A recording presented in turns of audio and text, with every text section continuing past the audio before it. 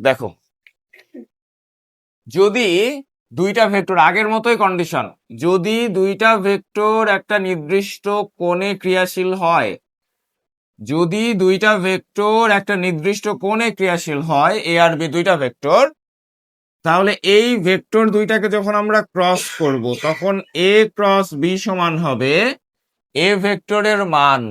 তাহলে এ ভেক্টরের মান কি হবে? শুধু এ। এবং বি ভেক্টরের মান কি হবে? শুধু বি। এবং এদের মধ্যবর্তী কোণের সাইন, এদের মধ্যবর্তী কোণের সাইন, ডটের সময় কি ছিল? কস, ক্রসের সময় সাইন থিটা, এবং তার সাথে আসবে একটা দিক, এটাকে বলে ইটা। ইটা হলো একটা দিক ভেক্টর বা একক ভেক্টর। দিক প্রকাশ করার জন্য একক ভেক্টর ব্যবহার করা হয়। তো ক্রস গুণন, ক্রস গুণন হলো একটা ভেক্টর গুণন। ক্রস গুণনের আরেক নাম হলো ভেক্টর গুণন। যেমন ডট গুণ, খেয়াল করো, ডট গুণ যখন আমরা করছিলাম তখন ডট গুণের মধ্যে কি আইজেকে ছিল? ছিল না। তার মানে ডট গুণের ক্ষেত্রে ভেক্টর রাশি পাওয়া যায় না, স্কেলার রাশি পাওয়া যায়। ডট গুণ করার পরে দেখবা তুমি একটা সংখ্যা পাবা। ডট গুণ করলে পাবা একটা সংখ্যা। তাহলে একটা সংখ্যা পাওয়া মানে কি? স্কেলার মান। আর ক্রস গুণ করার পরে মানের সাথে একটা দিক পাওয়া যায়, এই জন্য এটাকে বলা হয় ভেক্টর গুণ। এখন এই ক্রস গুণটা আসলে কি ক্ষেত্রে ব্যবহার হয়? মূলত ঘূর্ণনের ক্ষেত্রে। ক্রস গুণটা মূলত ব্যবহার হয় ঘূর্ণনের ক্ষেত্রে। দুইটা ভেক্টর মিলে যখন একটা বস্তুকে ঘুরাইতে থাকে তখন ওই বস্তুর একটা দিক থাকে, সেই দিকটাই হলো ইটা।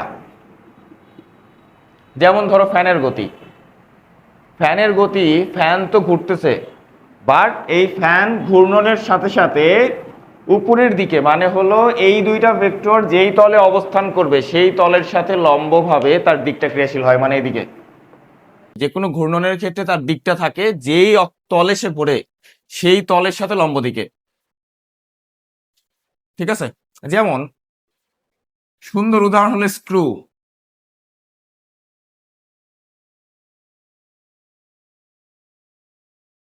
স্ক্রু হলো খুব সুন্দর উদাহরণ। স্ক্রুর কথা আগে চিন্তা করো। স্ক্রু মানে হলো ওই যে নাট স্ক্রু, এরকম ওই স্ক্রু।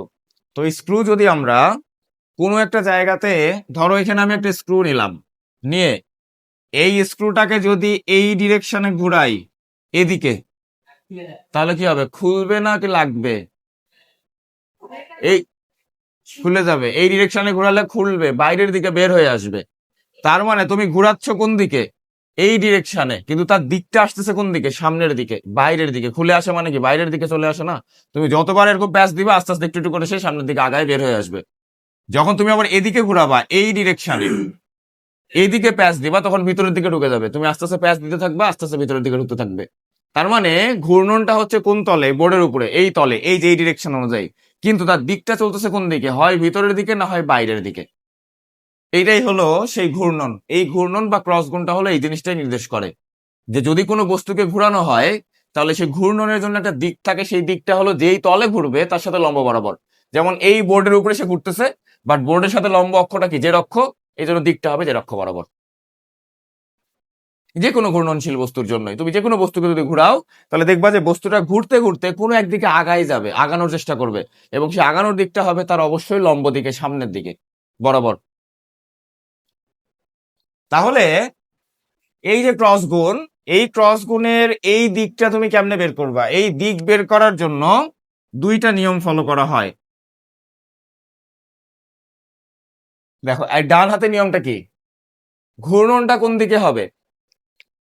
যদি আমরা এ থেকে বি এর দিকে যাই, আমাদের ঘূর্ণনটা মূলত এর সাথে বি কে ক্রস করা, মানে ঘূর্ণনটা এ থেকে বি এর দিকে। ঘূর্ণনটা হবে এদিকে। এদিকে ঘূর্ণন মানে এই যে এই ঘূর্ণনটা, স্ক্রুর ক্ষেত্রে চিন্তা করো, ঘূর্ণনটা হলো এদিকে। তাহলে এই দিকে যদি আমি ঘুরাই তাহলে কি হবে? বাইরের দিকে বের হয়ে আসবে, স্ক্রুটা খুলে আসবে। তাহলে স্ক্রুটা যদি খুলে আসে বাইরের দিকে, দেখো এখানে ডান হাতি নিয়মটা এইভাবে খাটে যে এ থেকে বি এর দিকে যখন আমি ডান হাত রাখবো এ বরাবর, এবার ডান হাতটাকে আমি ঘুরাবো কোন দিকে? বি এর দিকে। তাহলে এই যে বৃদ্ধাঙ্গুলি যেই দিকটা মিন করবে এই দিকটাই হবে তার ওই বস্তুটার দিক। মানে যখন আমি এ থেকে বি এর দিকে ঘূর্ণনে যাব তখন এইভাবে বস্তুটা বাইরের দিকে বের হয়ে চলে আসবে। তার মানে তার দিকটা হবে পজিটিভ অক্ষ, জেড অক্ষ বরাবর, এদিক। হ্যাঁ, বুঝি না। এরকম। তাহলে এ থেকে বি এর দিকে যখন আমি ঘোরাবো তখন বাইরের দিকে এটা বের হয়ে চলে আসবে। তার মানে যখন একটা বস্তু সেই তলে ঘুরবে তার দিকটা হবে সবসময় লম্ব দিকে। এখন সেই দিকটা কি বাইরের দিকে হবে না ভিতরের দিকে হবে সেটা তুমি নির্ণয় করবা কেমন? ডান হাতের নিয়ম দিয়ে। তাহলে এটা হলো বাইরের দিকে। আচ্ছা, ভিতরের দিকে কখন হবে? যদি আমরা বি এর সাথে এ কে ক্রস করি, বি ক্রস এ, তার মানে কি বোঝাচ্ছে যে ঘূর্ণনটা বি থেকে এর দিকে। এবার দেখো, তুমি ডান হাতটাকে এইভাবে যদি বসাও তুমি এদিকে ঘুরাইতে পারবা? পারবা না। তার মানে তোমার হাতটাকে এইভাবে বসাতে হবে, এবার তুমি ঘুরাইতে পারবা। তাহলে এবার দেখো এই যে তোমার আঙ্গুলটা কোন দিকে বোঝাচ্ছে? ভেতরের দিকে। এবার তোমার আঙ্গুলটা মেন করতেছে কোন দিকে? ভেতরের দিকে। তো ভেতরের দিকে যাওয়ার কারণে এবার দিকটা হবে ভেতরের দিক। তাহলে ঘূর্ণনের দিক ঘুরতে পারে কয় দিকে? দুই দিকে, হয় ক্লকওয়াইজ অথবা অ্যান্টি ক্লকওয়াইজ। ধরো এই তলের উপরে, এই তলের উপরে কয়টা অক্ষ আঁকা যায়? দুইটা অক্ষ, এক্স এবং ওয়াই। এই দুইটা অক্ষের উপরে যদি কোনো বস্তুকে আমি ঘুরাই, ধরো এখানে আমি একটা বস্তু রাখলাম, এই বস্তুটাকে আমি এরকম করে ঘুরাবো, ঘুরায় নিয়ে আসতেছি এরকম করে, ঘূর্ণন। তাহলে তার ঘূর্ণনটা হচ্ছে কোন দিকে? এদিক থেকে এদিকে, ঘড়ির কাঁটার দিকে। ওই ঘূর্ণনের দিকটা কোন দিকে হবে? মানে বস্তুটা যদি আমি রৈখিক ভাবে তাকে চলতে দেই, মানে সে ঘুরতে ঘুরতে সামনে যাবে, ঘুরতে ঘুরতে সামনে আগাবে। এরকম যদি দিই, আমি যদি এরকম তাকে ফ্রিলি চলতে দেই, যে আমি এক জায়গায় আটকায় রাখলাম না, তাকে আমি ঘুরতে ঘুরতে চলতে দিলাম সামনের দিকে, তাহলে ঘুরতে ঘুরতে যদি সে চলে তাহলে সে কোন দিকে চলবে? সেই দিকটাই হলো এই ক্রস গুণনের দিক। যদি সে ঘুরতে ঘুরতে চলে তাহলে ঘুরবেও, ঠিকই ঘুরবেও এবং আগাবেও, ঘুরে ঘুরে আগাবে। তাহলে যদি ওয়াই থেকে এক্স এর দিকে ঘোরে, তাহলে দেখো হাতটাকে যখন আমি এইভাবে বসাবো তাহলে দিকটা বের করবো কিভাবে? ভেতরের দিকে, এই। আর যদি সেই বস্তুটা এদিকে ঘুরতো এক্স থেকে ওয়াই এর দিকে, তখন আমি হাতটাকে এইভাবে ঘুরালাম, তাহলে দিকটা হবে বাইরের দিকে, এই। তাহলে ক্রস গুণ মূলত বোঝায় ঘূর্ণন, এবং সেই ঘূর্ণনের ফলে বস্তুর দিকটা কোন দিকে হবে? ঘূর্ণনের ফলে বস্তুটাকে ভেতরের দিকে ঢুকে যাবে নাকি বাইরের দিকে বের হয়ে আসবে, সেই দিকটা নির্ণয় করার জন্য মূলত আমরা এই যে ইটা বা ডান হাতের নিয়ম বা স্ক্রু নিয়ম ব্যবহার করি। ঠিক আছে? আচ্ছা, চলো তাহলে আমরা ক্রস গুণ কিভাবে বের করব এটাও ডট গুণের মতো করে আমরা টাইপ আকারে শিখবো। দেখো, টাইপ 1।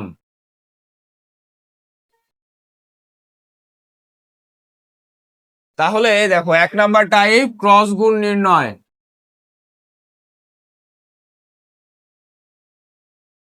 ক্রস নির্ণয় করার জন্য দুইটা ভেক্টর দিয়ে দিল, এ একটা vector 4i plus 3j plus কে,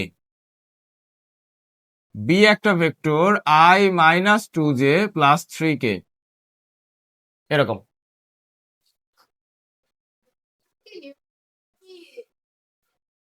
ডান, ডান লেখিনি না, ডান হাতে নিয়ম, ডান লিখতে ভুলে গেছি। ডান হাতে নিয়ম মানে হাতটাকে হাতি বলছে। হ্যাঁ,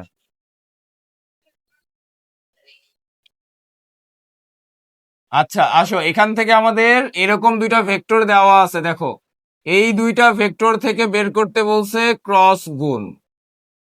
এই দুইটা ভেক্টর থেকে আমাদের ক্রস গুণ বের করতে বলছে। এখন যদি তুমি এই সূত্রে অ্যাপ্লাই করতে যাও তাহলে কি কি সমস্যায় পড়বা? কোণ তো দেওয়া নাই, এটা একটা সমস্যা। দিক বের করবা কেমনে? এটা এটা তুমি বুঝবা কেমনে? যদি এক্স অক্ষ ওয়াই অক্ষ উল্লেখ করে দিত তাহলে না আমি বুঝতাম, কিন্তু একটা ভেক্টর দেখে তো আমি এটা বুঝতেছি না যারা কোন দিকে চলবে, ঠিক না? আচ্ছা, তাহলে আমরা এখান থেকে একটা ওই ডট গুণনের মতো ওই বাংলা নিয়মে গেলে কি হয় সেটা দেখবো। দেখো, বাংলা নিয়মে গুণ।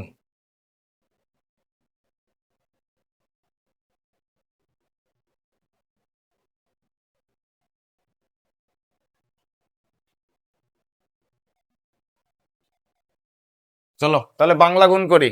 বাংলা গুণ করলে কি হবে? 4 × 4 i cross i minus 4 × 8 i cross j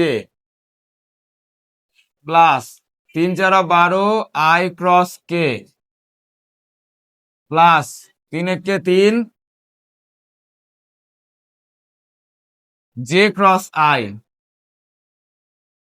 minus 6 j cross j plus 9 j cross k, k cross i minus 2 K cross J plus 3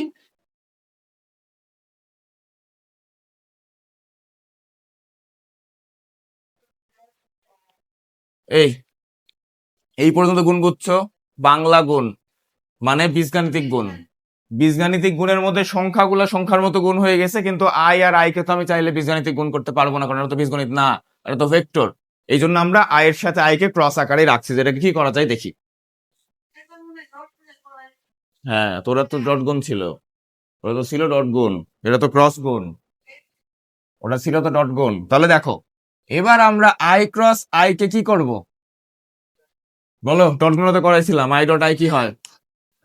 সেটা কি আই ডট আই 1 হয়, ওটা তো ডট। তাহলে এখানে আমরা করব আই ক্রস আই। তাহলে আই ক্রস আই কি হবে দেখো, আই ক্রস আই এর সূত্র কি পড়বে? এই যে A cross B. I cross I এর সূত্র পড়বে এ ক্রস বি। তাহলে এ ক্রস বি মানে কি? A B sine theta. আচ্ছা, এ আর বি কি? এ ভেক্টর বি ভেক্টরের মান। তাহলে 1 এবং 1 এর মান কত? সরি, আই এবং আই এর মান কত? 1। তাহলে 1 1, কারণ কি একক ভেক্টর, একক ভেক্টরের মান সবসময় 1 হয়। এবং আই এবং আই এর মধ্যবর্তী কোণ তো থিটা, তাহলে এদের মধ্যবর্তী কোণ কত হবে? 0 ডিগ্রি, কারণ আই আই মানে দুটাই এক্স অক্ষ। তাহলে এক্স অক্ষ আর এক্স অক্ষের মধ্যে কোণ হবে 0। এখন এটা তোমার জানার দরকার নাই, কারণ সাইন 0 এর মান তো 0। তাহলে আই ক্রস আই করলে 0 পাওয়া যায়, তাহলে জে ক্রস জে করলে কি পাওয়া যাবে? 0। কে ক্রস কে করলে 0 পাওয়া যাবে। তাহলে দেখো, ডট গুণের ক্ষেত্রে কিন্তু সিমিলার গুলা হয়েছিল 1, বাকি সবগুলা ছিল 0, কিন্তু এখানে হলো এই 3টা 0। এখন বাকিগুলা কি হয় সেটা আমরা দেখবো। তাহলে এখানে কিন্তু উল্টা। তাহলে I cross I 0, J cross J 0, K cross কে 0, এই 3টা টার্ম হয়ে যাচ্ছে 0। বাকি যেগুলা আছে সেগুলা ঠিক থাকবে। এবার আসো, আই ক্রস জে কি হবে? তাহলে 1 1 সাইন 90 সাথে ইটা, তাহলে এগুলা সব তো 1 হবে। সাইন 90 মানেও তো 1। ইটা কি হবে এবার? ইটা মানে দিক। আসো এবার আমরা একটু চিন্তা করি দিকের বিষয়ে। দেখো, এটা উঠানোর দরকার নাই, জাস্ট খালি দেখো, এগুলা খালি উঠাই নিও, এগুলা এগুলো এমসিকিউতে আসবে। তাহলে দেখো, আই মানে কি? এক্স অক্ষ, ঠিক না? আর জে মানে কি? ওয়াই অক্ষ। তাহলে যদি আমাদের আই ক্রস জে মানে যে আগে থাকে সেখান থেকে ঘূর্ণনটা শুরু হয়, আগে যে থাকে সেখান থেকে ঘূর্ণনটা শুরু হয়। তাহলে এক্স থেকে ওয়াই এর দিকে যদি ঘূর্ণনটা যায়, তাহলে সেই ঘূর্ণনের দিকটা কোন দিকে বোঝাবে বলো তো? এক্স থেকে ওয়াই এর দিকে যখন ঘূর্ণন, আই ক্রস জে মানে এক্স থেকে ঘূর্ণনটা শুরু হচ্ছে, যাচ্ছে কোন দিকে? ওয়াই এর দিকে। হ্যাঁ, তাহলে দিকটা কি বুঝাবে? দিকটা বুঝাবে বাইরের দিকে। এই যে ডান হাতে নিয়ম, এই যে ঘুরাই ফেললাম, তাহলে বাইরের দিকে। তাহলে বাইরের দিক মানে জেড অক্ষের পজিটিভ দিক। বাইরের দিক মানে জেড অক্ষের পজিটিভ। তাহলে জেড অক্ষের দিকে কি ভেক্টর ইউজ করি আমরা? কে ভেক্টর। এই, তাহলে আই ক্রস জে করলে কে পাওয়া যাবে? জেড অক্ষের দিকে আমরা যে ভেক্টরটা ইউজ করি সেটা হলো কে ভেক্টর। তাহলে আই আর জে কে ক্রস করলে আমরা পাবো কে। এই, এবার যদি আমরা জে ক্রস আই করি উল্টাটা, তাহলে কি হবে বলো? মাইনাস কে। কারণ কি? ওই যে উল্টা ঘূর্ণন, মানে এদিকে ওয়াই থেকে এক্স এর দিকে, তাহলে ভিতরের দিকে বোঝাবে। এরপরে তাহলে বলো দেখি এবার, জে ক্রস কে, জে ক্রস কে করলে কি হবে? ওয়াই এর সাথে জেড কে যদি আমি ক্রস করি, তাহলে তখন কি পাবো? আই পাবো। কে এর সাথে জে করলে মাইনাস আই। তাহলে আর কি থাকলো? কে এর সাথে আই, কে এর সাথে আই মানে জেড এর সাথে এক্স, তাহলে কি পাবো? জে পাবো। এবং আই এর সাথে কে কে ক্রস করলে আমরা পাবো মাইনাস জে। দেখো, তাহলে তোমরা এখানে মনে রাখার জন্য একটা সিমিলার জিনিস খেয়াল করছো কিনা, যে যেই দুইটাকে আমরা ক্রস করতেছি আসতেছে কি তৃতীয়টা। যখন আমরা আই আর জে কে ক্রস করলাম তখন কে পাচ্ছি? জে আর কে কে ক্রস করলে আই, কে আর আই কে ক্রস করলে জে, মানে যেই দুইটাকে ক্রস করবো, আমাদের তো অক্ষ তিনটা, তিনটা অক্ষের জন্য তিনটা ভেক্টর। তো যখন আমরা দুইটাকে ক্রস করতেছি, যে তৃতীয়টা অবশিষ্ট থাকবে সেটাই আসতেছে।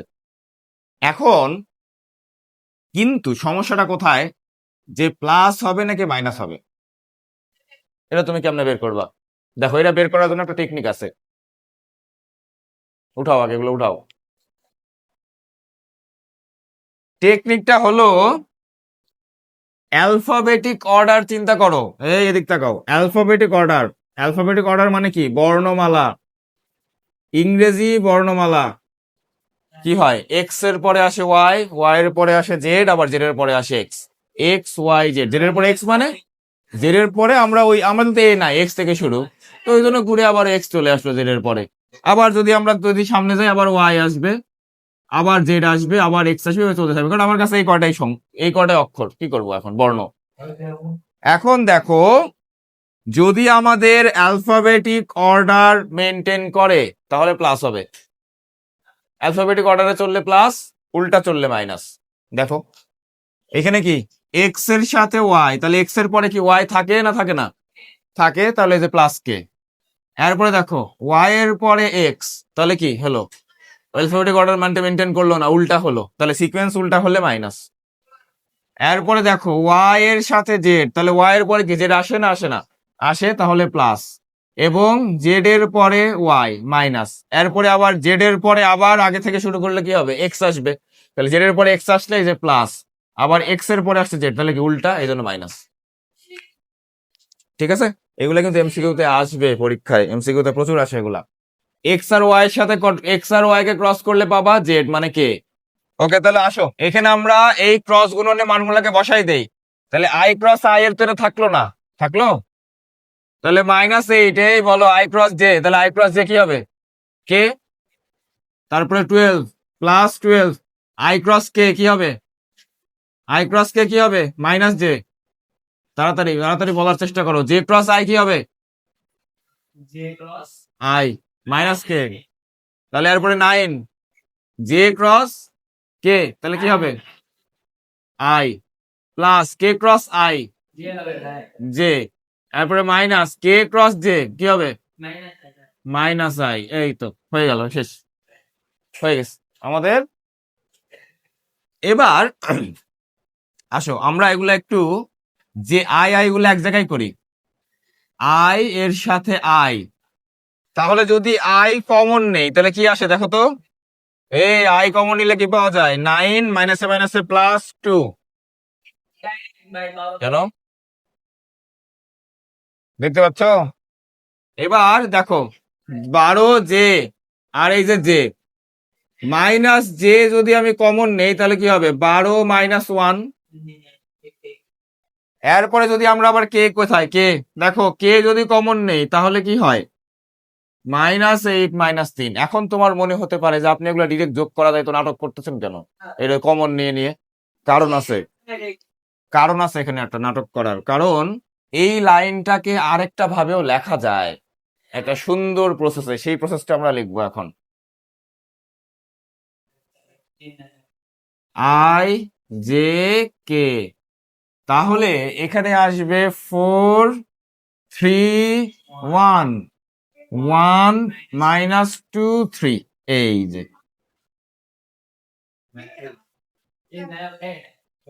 হ্যাঁ এটা নির্ণায়ক। হ্যাঁ, তো আমরা এখানে যা যা করলাম এগুলো আর করব না, এটা আমার জীবনের প্রথমবার শেষবার, এটাই তোমাদের আর করার দরকার নাই। এখন থেকে আমরা করব ভেক্টর নির্ণায়ক। আসো উঠাই নাও, তাহলে আমি দেখাচ্ছি। তাহলে ক্রস গুণ বের করতে বললে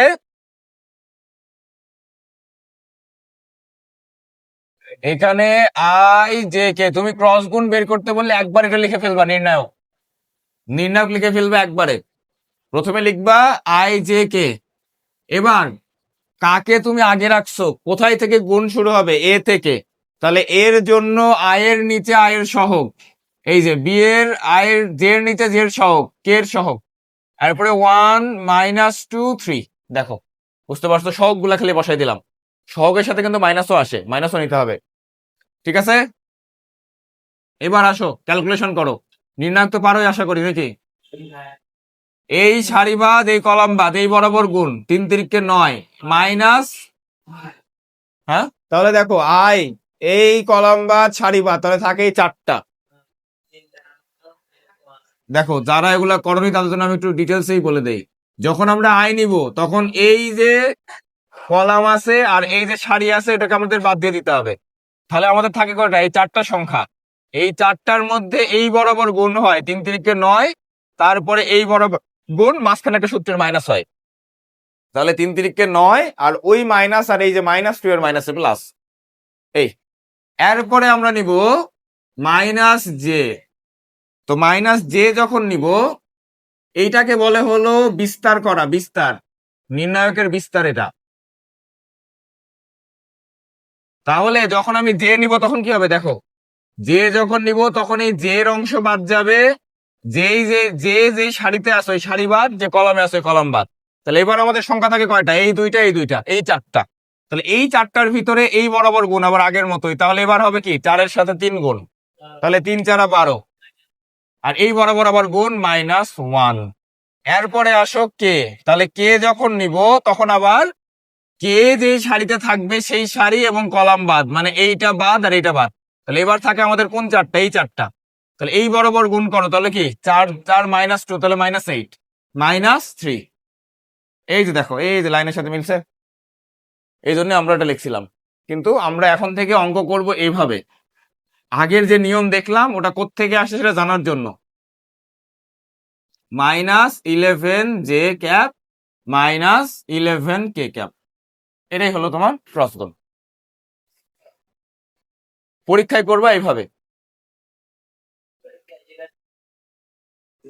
এটা না দিলেও, হুবহু এটা না দিলেও দেখা গেছে কোথাও না কোথাও তো ক্রস গুণ লাগবে। যেমন হয়তো ভেক্টর ক্যালকুলাসে দিতে পারে, ভেক্টর ক্যালকুলাসে কার্ল বের করতে ক্রস গুণ লাগে। তারপরে অন্য কোনো জায়গাতে হয়তো একক লম্ব একক ভেক্টর বের করতে বলতে পারে। তো এই জন্য ক্রস গুণ লাগবেই। হয়তো হুবহু তোমাকে বলবে না যে ক্রস গুণ নির্ণয় করো, এটা বলবে না, এটা আবার বেশি সস্তা হয়ে যায়। দেখো, তাহলে এইটুকু যদি করতে পারো তাহলে আর কোনো নাটকের দরকার নাই, এরকম নর্মাল, এই নর্মাল প্রসেস। তাহলে এইটা হলো ক্রস গুণ নির্ণয়। ওকে, এবার আমরা লেখো টাইপ 2, 2 নম্বর টাইপ।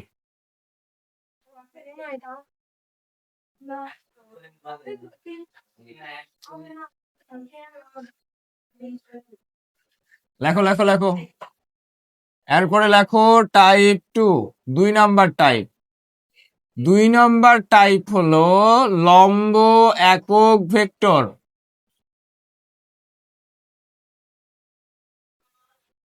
লম্ব একক ভেক্টর, দেখো একক ভেক্টরের কাজ কি? আচ্ছা, এই 2 নম্বর টাইপে যাওয়ার আগে আরেকটা ছোট্ট জিনিস দেখাই দেই। দেখো, সেটা হলো এখানে বড় করে আর নিচ দিয়ে লিখে নাও দুটো কথা, বড় করে দুটো কথা লেখো। টাইপ 2 তে যাওয়ার আগে আর নিচ দিয়ে বড় করে দুটো কথা লেখো, ছোট করেই লেখো।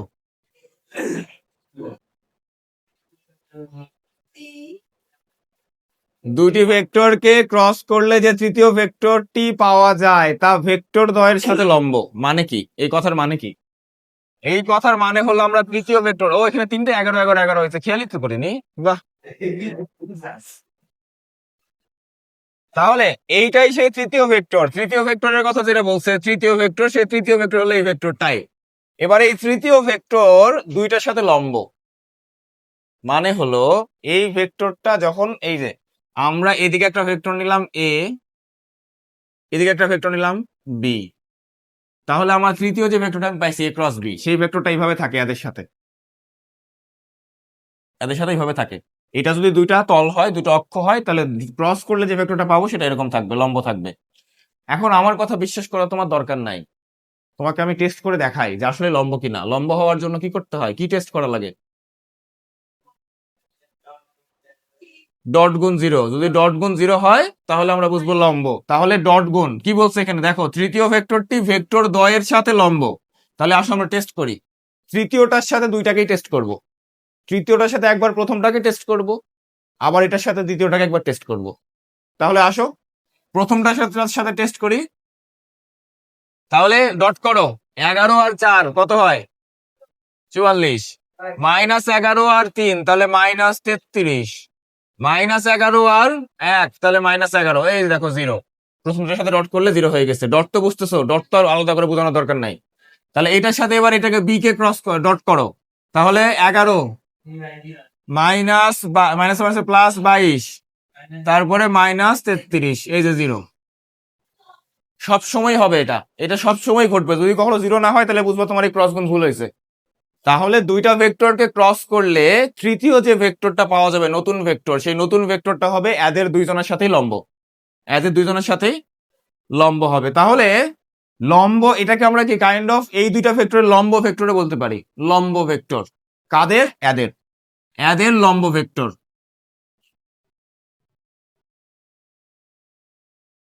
এবার আসো লম্ব একক ভেক্টর, লম্ব একক ভেক্টর। তাহলে লম্ব একক ভেক্টরটা কি? লম্ব একক, একক মানে কি? যেই ভেক্টর তাকে তার মান দ্বারা ভাগ, খেয়াল করো, যেই ভেক্টর তাকে তার মান দ্বারা ভাগ করলে আমরা কি পাই? একক ভেক্টর পাই। লম্ব একক তার মানে কি? লম্বকে লম্বের মান দ্বারা ভাগ করতে হবে, তাহলে কি লম্ব একক পাবো। তাহলে এখানে লম্ব মানে কি? লম্ব মানে ক্রস, লম্ব মানে হলো ক্রস। তাহলে সেই ক্রসকে ক্রসের মান দ্বারা ভাগ করে দিলেই হয়ে গেল। লম্বকে লম্বের মান, লম্বকে লম্বের মান দ্বারা ভাগ। এবার এই দিকটা বাইরের দিকও বুঝাইতে পারে, ভিতরের দিকও বুঝাইতে পারে, এই জন্য তুমি এখানে একটা প্লাস মাইনাস দিয়ে দিবা। সব সময় লম্ব একক ভেক্টর বললেই তুমি একটা প্লাস মাইনাস দিবা, ঠিক আছে? তাহলে দেখো একক মানে কি? যে ভেক্টর তাকে তার মান দ্বারা ভাগ। তাহলে লম্ব একক মানে কি? লম্বকে তার মান দ্বারা ভাগ। তাহলে লম্ব মানে কি? ক্রসটাই তো লম্ব, এটাই তো বললাম এতক্ষণ যে ক্রসটাই তো লম্ব হয়, তাহলে ক্রসকে ক্রসের মান দ্বারা ভাগ। তাহলে এই ক্ষেত্রে যদি তোমাকে এই দুইটা ভেক্টর দিয়ে জিজ্ঞাসা করা হতো যে লম্ব একক ভেক্টর নির্ণয় করো, তাহলে তোমার আগে ক্রস করা লাগতো, ক্রস করার পর তুমি এখানে বসাই দিতা, তাইলেই হতো। তাহলে প্লাস মাইনাস ক্রস তুমি যা করছো এই পুরোটাই, আর নিচে হলো মান। 11-এর উপরে স্কয়ার মান বের করতে পারো তো নাকি?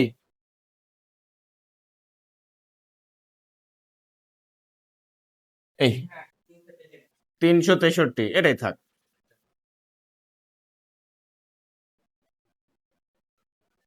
এই ঠিক আছে।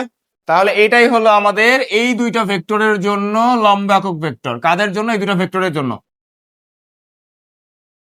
বুঝে উঠাও, না বুঝে চোখ বন্ধ করে উঠাও না। যখন তোমাকে লম্ব একক ভেক্টর বলবে তখন, হ্যাঁ, যখন ক্রস গুণ বের করতে বলবে, সরি ডট লম্ব একক ভেক্টর বের করতে বলবে, তখন অবশ্যই তোমার এই ক্রস গুণ করে তারপরে আসতে হবে এখানে। আমি জাস্ট ওই কাজটা ডাবল করলাম না, বাট লম্ব একক ভেক্টরের ক্ষেত্রে কিন্তু তোমার এটা করতেই হবে, এইটুকু এটা কিন্তু করাই লাগবে। তাছাড়া তুমি ক্রস পাবা কোথায়? এ ক্রস বি পাবা কই? এই ক্রস বি পাওয়ার জন্য তো তোমার এটা করতেই হবে। তো এই জন্য ওইভাবে তুমি বুঝতে যেভাবে সুবিধা হয় সেভাবে লিখে রাখো যে এই দুইটা মিলে কিন্তু টাইপ 2 এর অঙ্কটা হলো দুইটা অংশ মিলে। তো নাও তাহলে আজকে আমাদের এই পর্যন্ত, আমরা আগামী ক্লাসে ক্রস গুণ শেষ করে ফেলবো, আগামী ক্লাসে আমরা ক্রস গুণ শেষ করে ফেলবো।